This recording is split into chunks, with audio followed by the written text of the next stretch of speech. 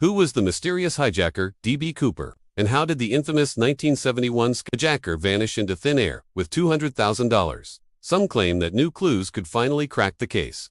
It's the only unsolved hijacking case in the history of commercial aviation. On the afternoon of November 24, 1971 Thanksgiving Eve, a man aboard a flight from Portland to Seattle threatened to detonate a bomb if he didn't receive a hefty ransom. Once he got the money, the hijacker released all passengers and ordered the crew to fly to Mexico. En route, with cash in hand, the man parachuted from the aircraft. This man was known as D.B. Cooper. After more than 50 years of FBI investigations, his identity, whereabouts, and motive remain unconfirmed.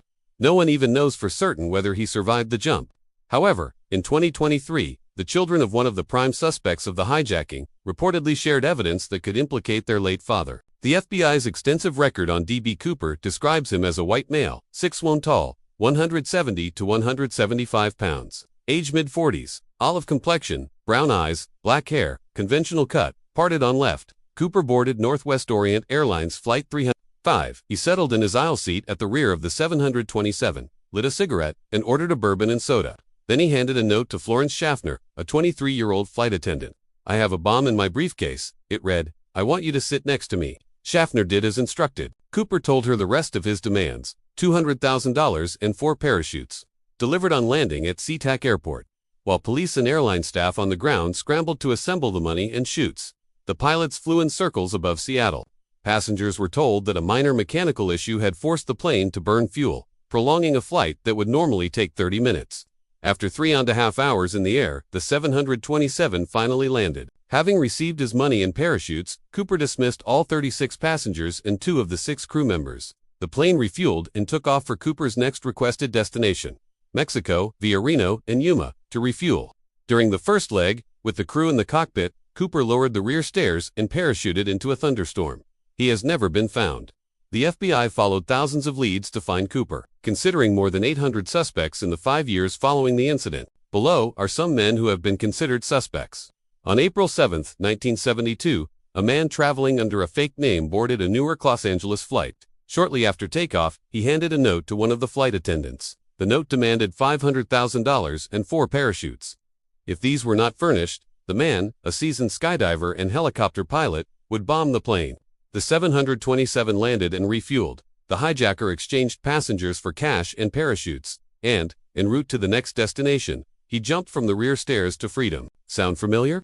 This hijacking occurred less than 5 months after the D.B. Cooper incident, leading many to suspect that the same culprit may have been responsible. The perpetrator of the April crime, Richard McCoy Jr., was convicted of air piracy and received a 45-year prison sentence. On August 10, 1974, however, he and some fellow inmates hijacked a garbage truck and escaped their Pennsylvania penitentiary. When the FBI finally tracked McCoy down in Virginia 3 months later, a shootout left him dead. McCoy's children, and Richard III, Rick, have long believed their father might have been behind the 1971 hijacking. They finally opened up about their suspicions to Dan Grider in 2023, after being repeatedly contacted by the amateur investigator. According to Grider, they presented the FBI with a parachute and harness that had been stashed in a storage shed on their family's North Carolina property.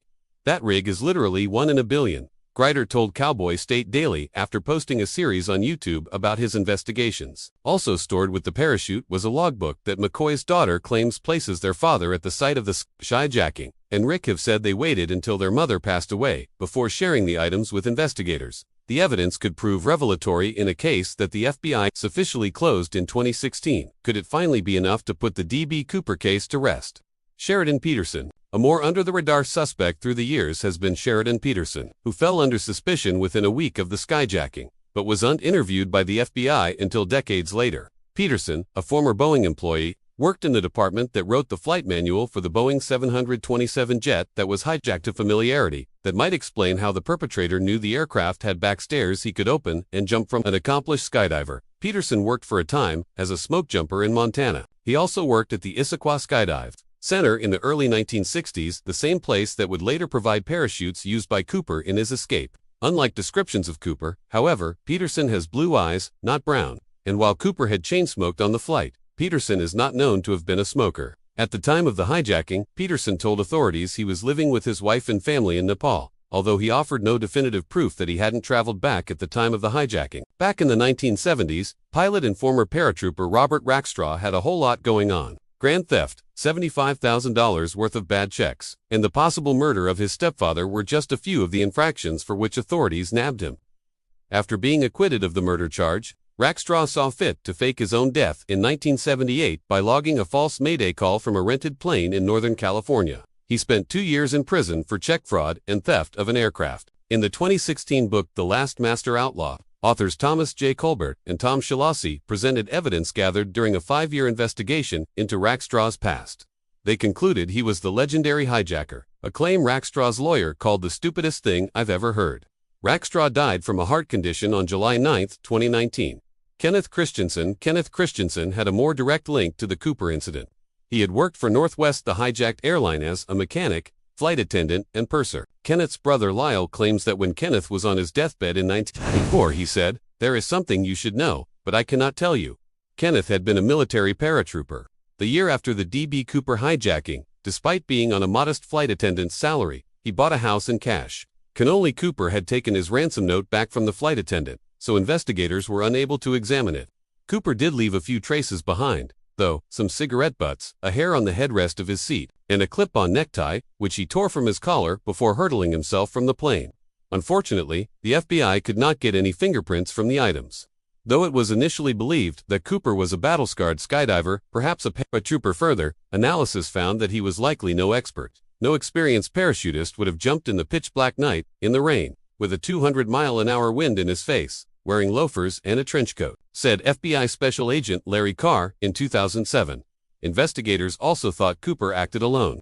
If he had worked with an accomplice, he would have requested a much more specific flight path rather than saying fly to Mexico and jumping out when visibility was poor.